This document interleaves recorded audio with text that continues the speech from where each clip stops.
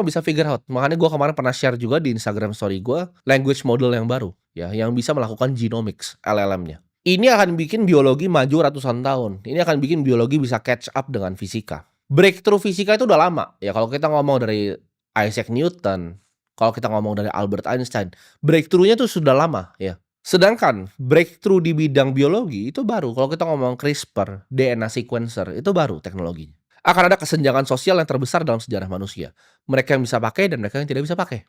Gue percaya kekuasaan negara itu akan melemah, ya. Nation state itu akan melemah. Kenapa? Karena pertama kali dalam sejarah manusia, manusia individu seperti gue itu bisa punya uangnya sendiri yang tidak bisa diambil dan tidak dibuat oleh pemerintah.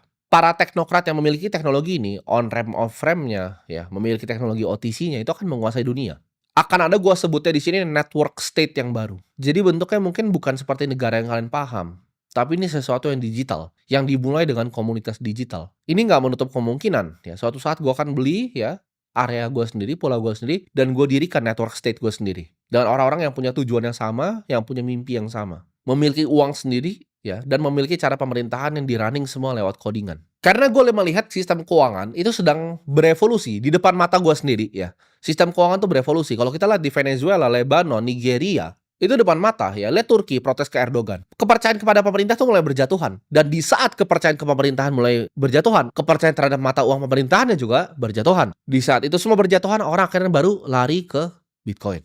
Negara akan berlomba, karena gue udah hitung, sisa Bitcoin itu hanya 3 juta, ya, nanti sampai 2100 ditambang, 21 jutanya, itu sisa 3 juta. Dan ini 8 miliar manusia dan 3 juta koin. Jadi ya lu bikin matematikanya sendiri aja itu. Lu pikir aja aset itu akan jadi apa ke depannya. Bitcoin akan jadi bahtera untuk mereka yang tidak percaya terhadap sistem fiat yang korup ini. Yang didesain oleh para elit untuk merampokin semua, ya, hasil kerja keras kita. Zaman dulu waktu orang pakai emas, ya, ketika kita bayar pakai koin, pakai emas, kita simpan di bawah ranjang, uniknya orang tuh tidak perlu berinvestasi. Kenapa? Karena emasnya itu langka. Unik kan sekarang, dokter itu harus jadi hedge fund manager, dokter harus jadi investor. Kenapa begitu? Kenapa nggak dokter dapat koin, ya, dan dia bisa simpan koin aja dan dibayar gitu. Koinnya nggak turun nilainya, koinnya nggak dipatahin sepertiga gitu loh. Koinnya nggak dipatahin setengah gitu setiap tahun. Kalau lu punya uang, ya, 100.000, itu 3 tahun tuh kalau robek aja itu jadi 50.000 3 tahun. Di saat itu, ya, gue sadar uangnya itu rusak. Apa sih uang itu sebenarnya? Uang itu kan adalah sertifikat kalau kalian punya emas di bank dulu, zaman dulu. Oh, ini bisa ditukar loh untuk emas. Terus sekarang udah nggak ada emas, terus ini apa? Kertas. Kertas apa? Sampah. Nggak ada gunanya. Nah, di saat orang-orang percaya seperti itu, ya, di Turki, Venezuela, hyperinflasi, Argentina bentar lagi peso, orang baru akan lari ke mata uang yang lebih benar. Mayoritas orang akan menolak ini dan skeptis. Ya gue nggak masalah, gue nggak peduli juga. Tapi gue bilang di sini itu bukan kewajiban lo untuk sadarin semua orang.